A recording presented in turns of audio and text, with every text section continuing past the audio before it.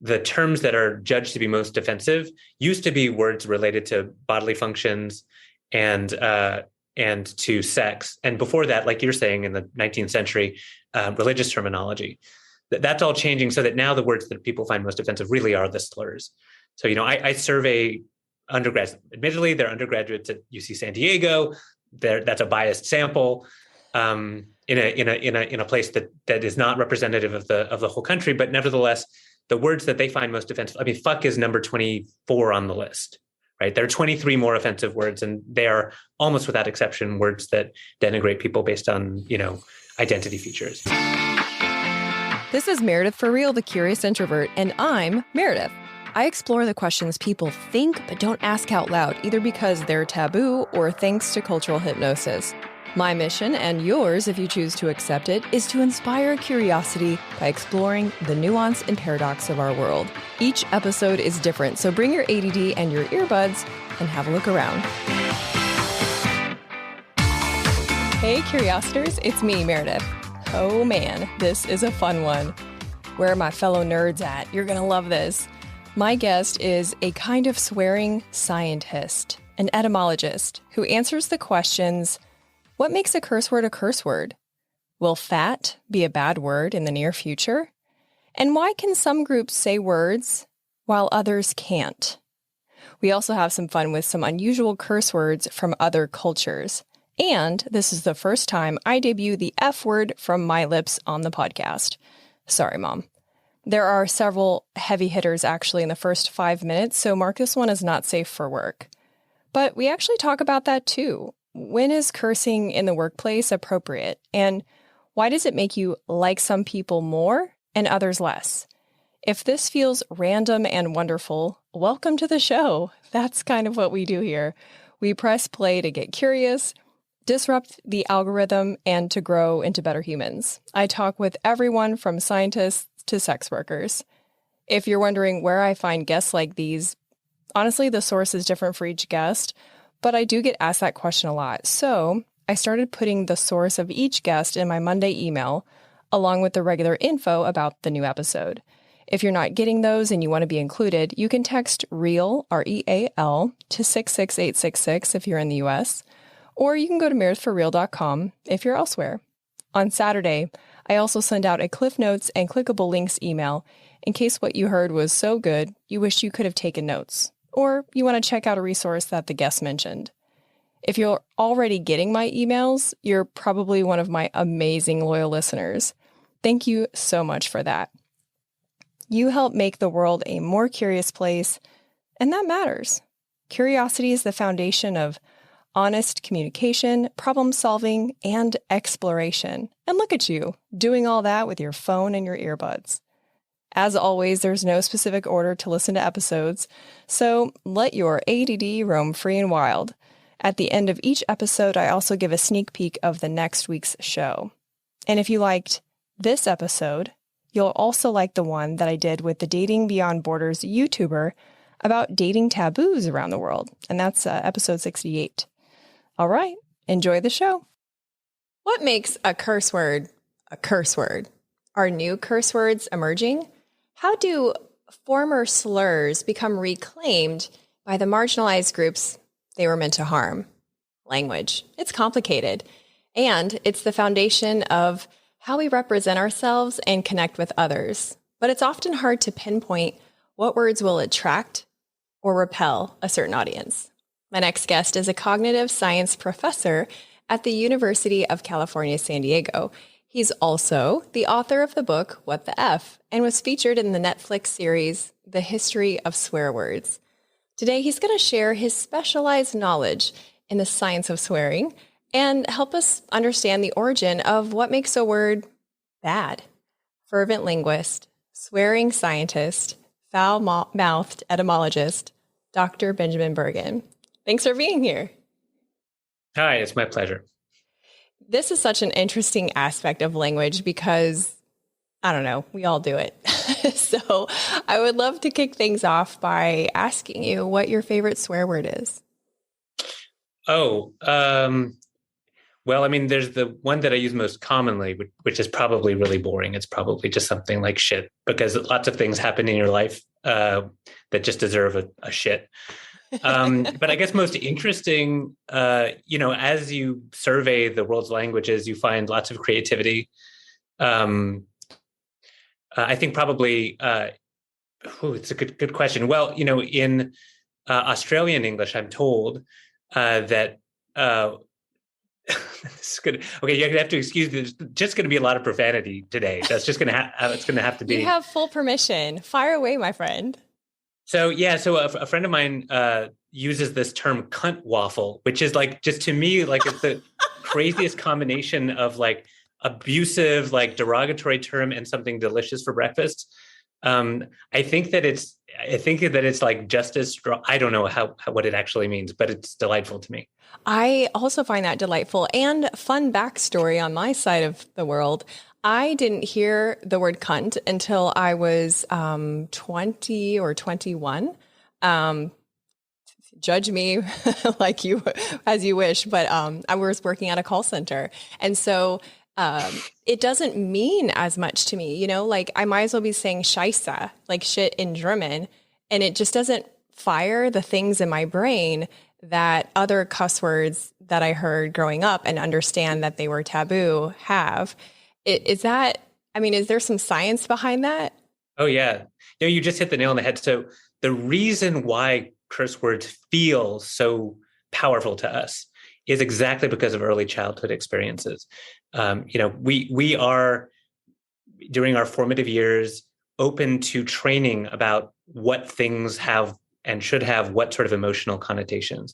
And so you use a bad word. I remember the first time I said fuck in front of my mom, and I remember the punishment that was doled out as a consequence at whatever it was, 8 or 9 years old. We remember those things. And we also remember occasions where other people used swear words and they were in states of heightened emotional arousal, or maybe they had repercussions for using those. And those early childhood experiences get internalized. We code those in our brain.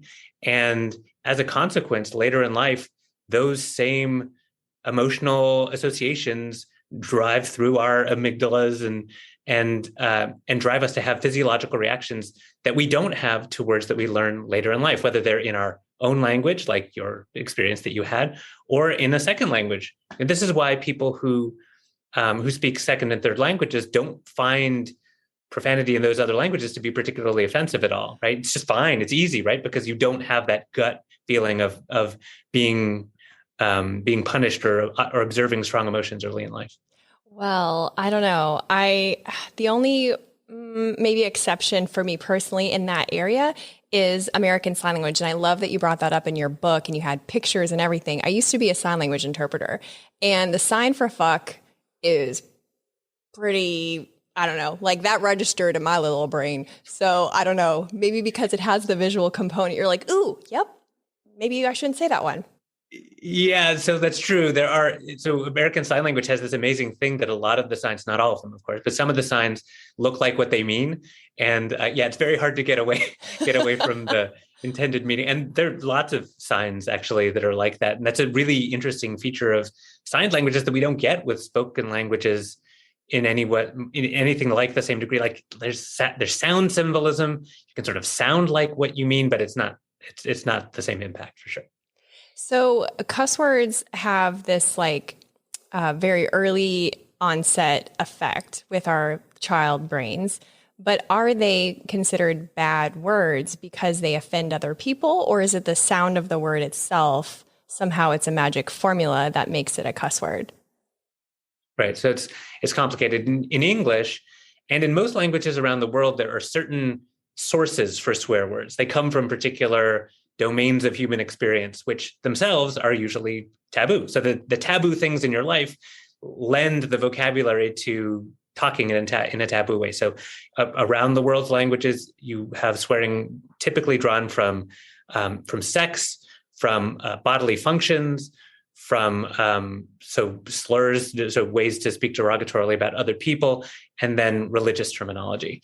And there are lots of taboos about when and where you can use any of those words, religious words, and so on. And so those words which are oftentimes used with sort of taboo intent or taboo consequences, come to acquire that taboo themselves over the course of cultural time. And so, if you look at English, you can think about the taboo words that you know. Most of them are drawn from one of those four categories, and it's true around the world. But of course, that's not enough, right? Like we have lots of words relating to bodily functions that are not swear words, right? That we use that I use with my preschooler, or that you could use with your priest, or whatever it is, and you can talk about these taboo things with non-taboo words.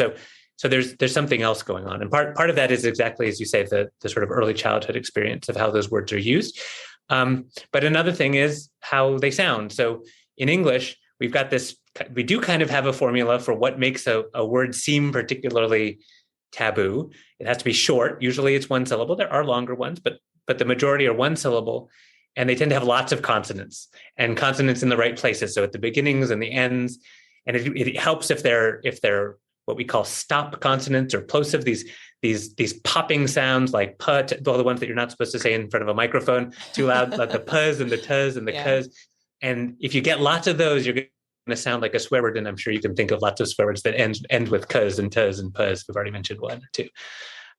There's sort of a couple of different things that go into it, but really it is a cultural construct, right? We decide that this word at this time, for our purposes, is going to be one of the ones that we ban, we punish kids for using, or we bleep out when it's on television and so on. Well, I want to touch on the slurs part that you just mentioned, because my brother has cerebral palsy, and he was on a wheelchair basketball team growing up. And the kids that had spina bifida referred to themselves as biffs. And there were certain aspects of being an athlete and having spina bifida. And I guess one of them is what they called biff stench, which was a smell that came from the person related to being sweaty in the wheelchair. I'm not really sure why the other kids who are also in wheelchairs didn't have that. But if someone would have said that who was not a part of the wheelchair basketball team, like in the team, not like I couldn't say it, I felt it would be offensive. So how much of the development of these slur words originate from the people groups themselves, and how many of them are from people outside trying to put the people down? Yeah, almost without exception, they come from the outside. We see them emerging now. So biff is one I hadn't heard before. Similar ones are maybe like spurg for people with Asperger's syndrome, that are these things are sort of starting to emerge as as the phenomena come more and more into people's consciousness. But yeah, they almost entirely come from the outside. But what you're describing is a kind of a co-opting or a reappropriation of those terms that happens, which is really, really common. And almost without exception, it happens, and oftentimes is quite successful, where people will decide, okay, so we're being marginalized. People are trying to use this term against us to describe us.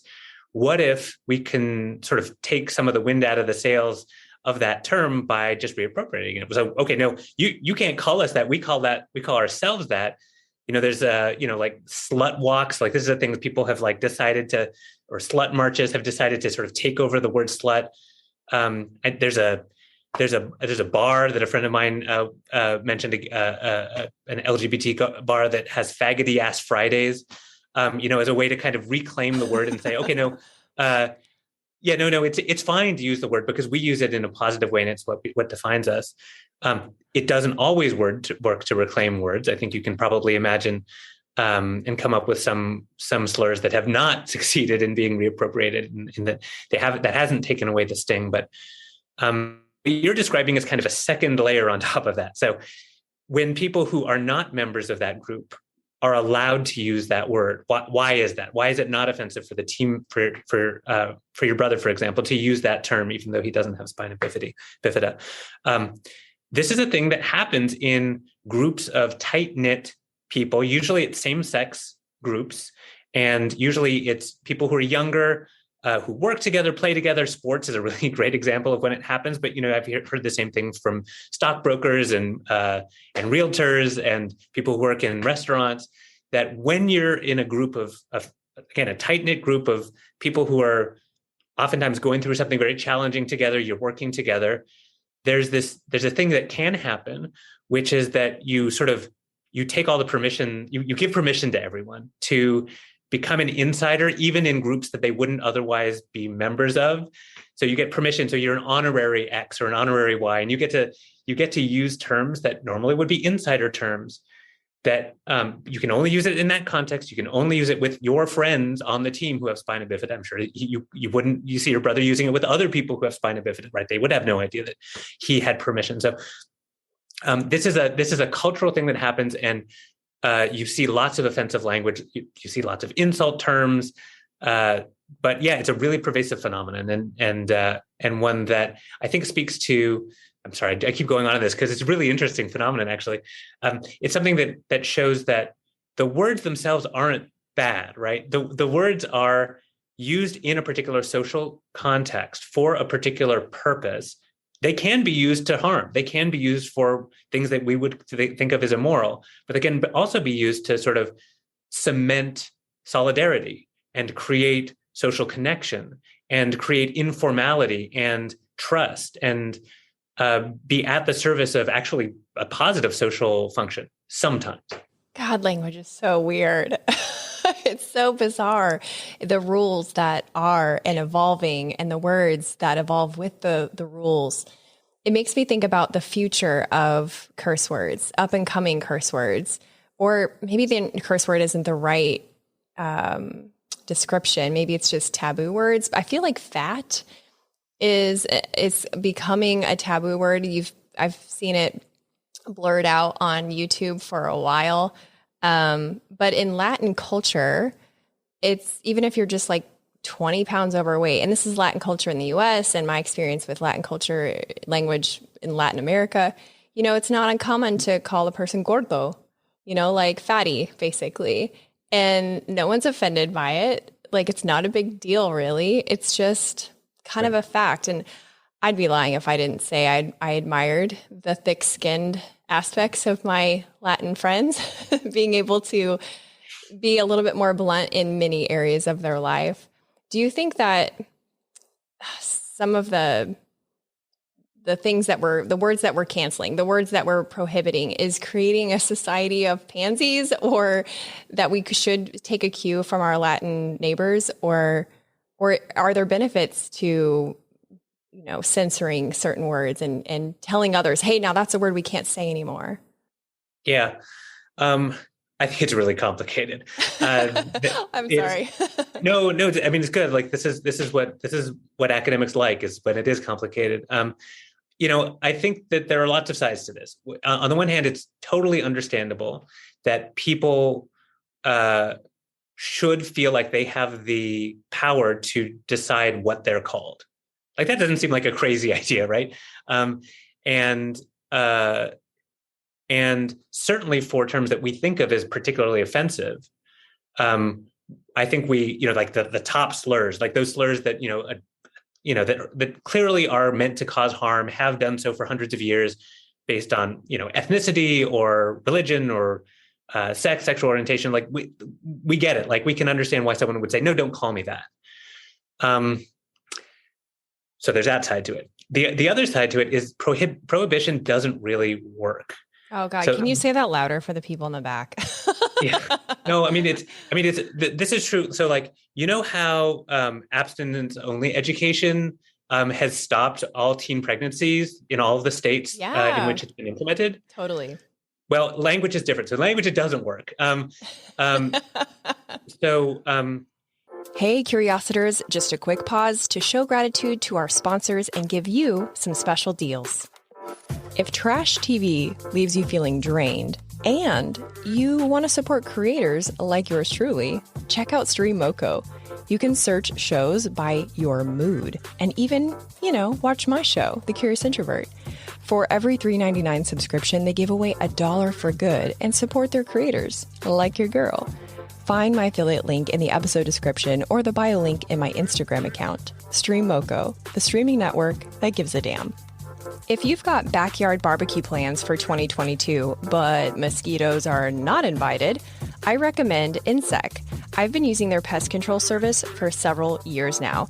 They have a certified mosquito identification specialist on staff, and pollinator care is always top of mind. If you live in the Florida Panhandle or the Gulf Coast of Alabama, give them a call, ensec.net. The UWF Historic Trust. We shoot the show at the Pensacola Museum of History. It not only houses exhibits of lesser-known Pensacola history, it's an event space too. So if you need a unique space in downtown Pensacola for a fundraiser, networking event, or a corporate party, take a look at historicpensacola.org. And if you want to tour one of the 12 museums, get your tickets in person so you can show the agent one of my emails and get $2 off an adult ticket. Get emails by texting REAL to 66866. Now back to the show. You know, the thing that happens when you prohibit someone from doing something, in language in particular, and especially adults, but also kids, is that they just view it as something desirable to do, right? They say, oh, wow, hold on. You don't like it when I do this? That must mean that it has power over you. And this is exactly the opposite of the logic of reappropriation, of taking over bad terms. It's kind of the idea that, well, we can sort of silence this word. And I understand the impulse, but I think that it's counterproductive because it just gives people fodder to know what the buttons are that they can press. And we live in a society in which you really can't regulate language to that degree. I mean, social media platforms can try, but they don't ban words like fat, and they probably never will. And so it really ends up being kind of it's a persuasion campaign that's probably without teeth, and I sense is going to fail just like all the other ones typically do. As a child, I got punished for using the word fuck, as I said earlier. That's clearly stopped me. And I just sense that it's precisely the same thing. It's sort of, I think that advocating for sensitivity to like what do people feel causes them harm? That is a totally legitimate thing. Like, how do we want to talk about weight? How do we want to talk about obesity? Like having a conversation about that is totally legitimate and understandable. And I think people should be forthcoming in what they feel, what is offensive to them. But at the same time, trying to ban it, I don't see how it would work. It doesn't seem like a smart way to improve society by just going, nope, that's on the no-no list. It seems like a more intelligent way to improve our relationships with others by having these more complex conversations. But, I can see why people would be tempted just to be like, nope, yep, we're canceling that word. We're getting rid of it. We're removing it from our vocabulary. But then, as language evolves, the rules change, and a word, what was it? God, by God's eyes or something back in the Renaissance day, like anything that had like a body part of God was offensive. And now instead of being offensive, people would just be confused. If you said by God's eyes, they'd be like, and, So, well, that's for sure. That's for sure. I mean, what we do see is that one change that's happening right now is that for younger people in particular, but I think across the society in general, the terms that are judged to be most offensive used to be words related to bodily functions and to sex. And before that, like you're saying, in the 19th century, religious terminology. That's all changing so that now the words that people find most offensive really are the slurs. So, I survey undergrads. Admittedly, they're undergraduates at UC San Diego. That's a biased sample in a place that is not representative of the whole country. But nevertheless, the words that they find most offensive. I mean, fuck is number 24 on the list, right? There are 23 more offensive words, and they are almost without exception words that denigrate people based on identity features. So that's a shift that's happening in real time that we can actually see where. Words that offended our parents, like sucks. Like my parents would not abide the word sucks in their house. I'm probably a little older than you, but that, for us, that was like gold. It's like, great, this is how to get it. This is how to get under their skin. To our kids, so I'm a generation that knows that it was once an offensive word. My kids have no idea that sucks could possibly be offensive, right? That's completely changed in the span of, 60 years in those two generations. that a word went from deeply offensive, like can't say it on television, can't say it on radio, wouldn't say it in school, to saying in kindergarten. And we're seeing that happen now with, I think that probably words like, the body part and sex terms are on their way out. And really what we're going to be dealing with moving forward is the slurs as the kind of offensive language that we have to reckon with. And as you say, it's in a complex way. Unless cunt waffle takes off. And then this could be the great thing that saves us, because I do like that quite a lot. When you talked about the different categories of curse words, meaning like, sexual acts, excrement, that sort of thing, you're talking a lot about the common traits of what we consider curse words in the United States, and I think maybe like Australia. But they're different in different cultures. Like different cultures have a preference for different categories of curse words. Is there a correlation between the category preference and certain characteristics of that culture? Like, is it telling of something? There are correlations. It's hard to always to disentangle causation from correlation, but in this case, it's pretty clear that cultures that have a strong religious tradition, we can see that, for example, in cultures that have a strong Catholic tradition, do still rely very heavily on religious terminology for their swearing or their cursing vocabulary.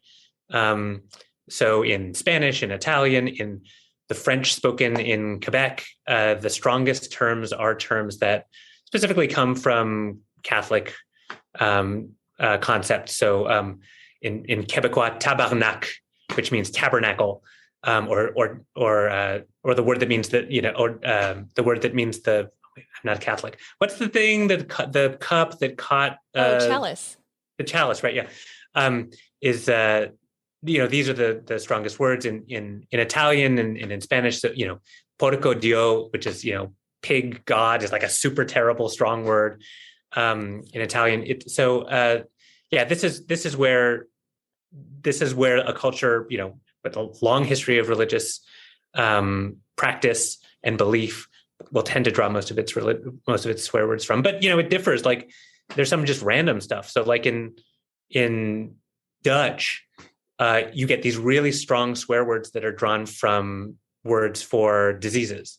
So basically the degree of fatality of the disease correlates with the strength of the term. So cancer is a really strong swear term. Tuberculosis is maybe not quite as strong, this sort of thing. But you can kind of understand, because like diseases are taboo in the sense that like you don't want to get one and you stay away from people who have them. And so those terms then become these words that are particularly strong, and you want to avoid the words and so on. So yeah, there's some sort of cultural correlates, but then in some cases, just like, well, this is a culture that has decided they're going to double down on animal terms, which are, again, animals have taboos in their own ways, or on ancestor terms or whatever it is. Yeah. And then in the same language, things can mean different things, not to make it more complicated, but like fresa, Spanish for strawberry. In Mexico, it means like a snotty, rich bitch, basically.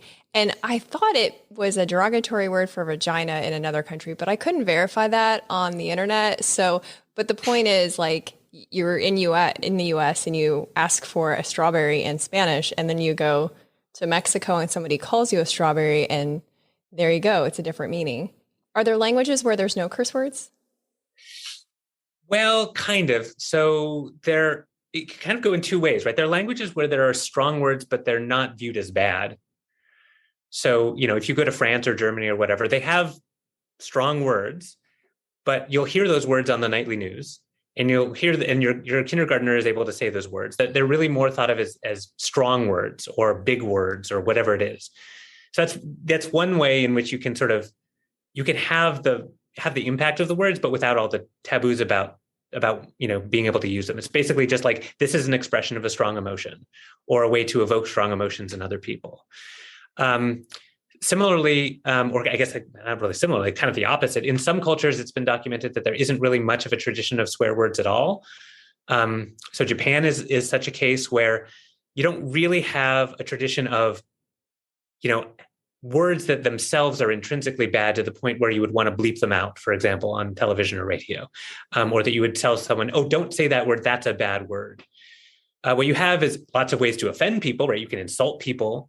But the specific words that you would use aren't ones that you wouldn't use in front of your grandmother or your kindergartner or your priest or whatever. So now that's changing now because of the influx of Western cultural values, and they see television that has bleeps in it coming from the United States in movies, and they're okay. Well, I guess there's some words that are really bad, and I think that most of their, at least in Japan, most of the taboo words that they have are now borrowed mostly from English. And so they think of those as the taboo words. For them, the taboo words are the English taboo words. But surely there are other cultures that have similar features like that. I would have thought Japanese would be a super fun language to cuss in. I'm so disappointed in this new information. No, so Ichiro, the Japanese baseball player who played in the States for 20 years or however long, he used to say that he would swear in English and Spanish and would say that he loved English and Spanish. He was trilingual, or still is, that he loves English and Spanish because he can swear in them, unlike Japanese, which there's no way to say all these things that you would need to say as a professional baseball player. Oh, interesting. Well, yeah, that is fascinating. Makes me think about the Spanish curse words that I know and how I was asking friends, like, no, how bad is it? Is this, because you hear it on movies and then, it's confusing because you greet each other like, ¿qué pedo? Like, which is what fart, but it means like, hey, what's up, man? Oh man, I love this stuff. I nerd out in linguist stuff. So audience, forgive me for being a bit gratuitous on this subject, but we'll move on to the issue of connectivity. I think a well-placed curse word in the right context, in the right audience, builds some sort of trust. A little bit like what you were talking about earlier with the basketball team, but only a standardized curse word, not something specific to a group of people. It makes the other person go, yeah, this person is just like me. But if you choose the wrong word or say it in the wrong way, or that person isn't receptive to it, it can repel them. So what's the difference between the relatability factor and the repelling factor when it comes to cursing socially? Right. So any social context is going to have a set of rules, and there are going to be people who are the rule makers, right? So you can think of it, if you work in a place that has, sort of hierarchical structure, then it would be really surprising if the people driving the way that everyone talked were the people who had the least power, right? Typically, it comes from the top. So the boss can swear, and the people who are directly below the boss can kind of decide whether or not they're going to swear. They sort of feel out the boss, how okay is it, and people below them, and so on. It's similar in any sort of social group. Even if it's not hierarchical, there may be someone who's the sort of most influential or popular or whatever leader of some group, and they're the one who sets the tone for how language is going to be used. Figuring out what the right way to use language in a particular context requires a lot of social sensitivity, right? You've got to first be an observer, figure out, okay, how does this work here? Like, what can we get away with? What creates and foments comfort and informality, and how much informality is desirable here? And then, can I do that? And usually people will start small. So like they'll start with a shit and see if the shit, see how the shit goes. And then they'll work their way up, like, to maybe a goddamn, maybe a fuck or whatever, you sort of like expand and see, like, feel people out. Okay. Oh, that didn't go so well. That's even just within groups of people who have an opportunity to be on the same page. As you say, people's judgments about swearing hinge on what they already think about the person who's doing the swearing. So there's some evidence about this from behavioral studies showing that if you already believe and trust and are inclined to like a person who swears, then the swearing does exactly what you described. It makes you feel like they're more honest, like they're more direct, like they're more approachable, like they're less formal. And that can be very positive, and that can be very effective. If you're already predisposed not to like that person, let's say they belong to a different political party, or let's say, they, in an experiment, you've been manipulated so that you believe that they have done something bad in the past, then when they swear, you're inclined to think bad things about them. So you're inclined to think related bad things about them, like that they're out of control, that they don't follow the rules, that they are overly emotional. And so swearing can kind of be it can kind of go either way, right? So either it can be beneficial to the people who are already inclined to like you, or it can be, unless you want people not to like you, it'll have a negative impact on the people who already weren't inclined to like you. And you sort of see this and not to get political, but you see this in political discourse all the time. Like, I can't believe that person X, who is in the other political party, said this word. How terrible, how immoral. They should be censored. They should be, this shows all those bad things that I already knew about that person. Whereas if it's a person already in your party, good for them, right? They're speaking truth to power. They really believe this stuff, right? That shows that they're a man or woman of the people. And so, swearing, oftentimes super effective, sometimes divisive. Wow. Well, it would be an interesting social experiment to start using Renaissance cussing and just see what happens, right? Like, talk about an icebreaker at work. By God's eyes, the printer is broken. I don't think it would have the same effect, but it would keep your coworkers laughing. I've seen a shift in advertising, the curse words that are used in advertising. I remember, I don't have linear television, like the regular, I don't have that. We have streaming services because we're not animals, but we really don't consume a lot of television. So the ads I'm talking about are mostly on social media and YouTube, and they use curse words. And then I've also noticed a slight change, although a slower one, in professional circles. You're talking about the hierarchy of the boss, the employee.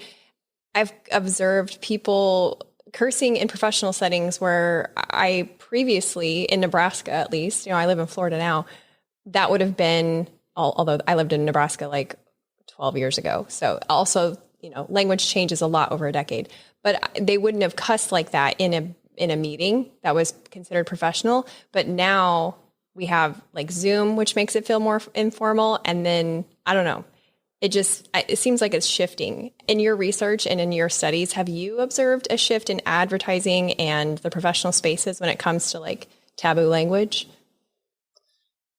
Nothing that has been quantified yet. There's certainly increased profanity on social media in general. Yeah.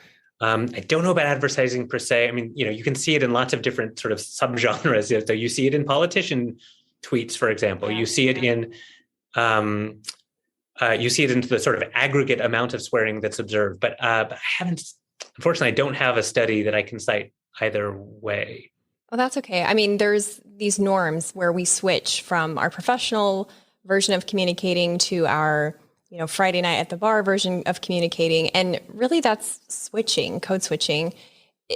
Do you think, because of your opinion about prohibition of words being about as effective as abstinent sex education, do you feel like if we all had the freedom, if you will, to speak in our most natural manner, that it would benefit society or create chaos? I think this is a matter of taste. I think that really there are people who really believe that there is some value to having different registers of interaction, that formality serves a purpose. And I think that everyone agrees that formality of some types serves a purpose, right? Like, it's nice to go to a gala and, wear a tux or a dress or whatever it is that you wear to a gala. Like, it's nice to have, to have distinct modes of interaction with other people. And so I certainly understand that there are people who believe that it's nice to have places that don't have much swearing or any swearing. That presents a particular mode of interaction that's formal, and fine, I understand that. I don't think that the wheels of society would come off if people were to swear more in different environments that they currently don't swear much in, for a variety of reasons. First of all, the same people who maybe don't swear when they're when they're eating their oysters in their tuxedo, do swear on the golf course the next morning. And in addition, there are these other cultures that are very similar to ours. I mentioned, France and Germany, where, again, that it does not appear to be the case that all of a sudden they've lost all sense of social decorum simply because people swear more frequently. So it doesn't seem like it would be the end of the world. It's just kind of like, what do you want your society to be like? And of course, people are going to disagree on that. No, they'll disagree on what they want society to be like. Get out. Well, this has been such a fascinating conversation. I could talk forever about the subject. There's so much also that you covered in your book that, we just don't have time practically to talk about, especially like the brain's reaction of different words. And I love just the different studies that you quote in here. It's just a fabulous book. So thank you for writing it. Tell people where they can keep in touch with you and where they can buy your books. Well, I think they can buy, so that's a book that I wrote, What the F. There's another book called Louder Than Words, which is about kind of the science of how well you do what you're doing right now, which is to listen to words and translate them into meaning, which is a really hard thing that we all seem to be able to do. You can find me via the Google device. I have a website that describes my various activities. That's all. I'm just some professor somewhere. Oh, I think you're a little bit more than that, but thank you. I would encourage everyone to check that book out. It's really fabulous. And thanks again for being on the show. It's been a lot of fun. Thanks, Meredith. Thanks for listening. If you've loved a couple episodes of this show, leave a rating and review on Apple Podcasts or the Good Pods app. If you liked this episode, you'll also like the one I did with the Dating Beyond Borders YouTuber about dating taboos around the world. It's episode 68. Stay tuned next week when I talk with a surfer with dwarfism.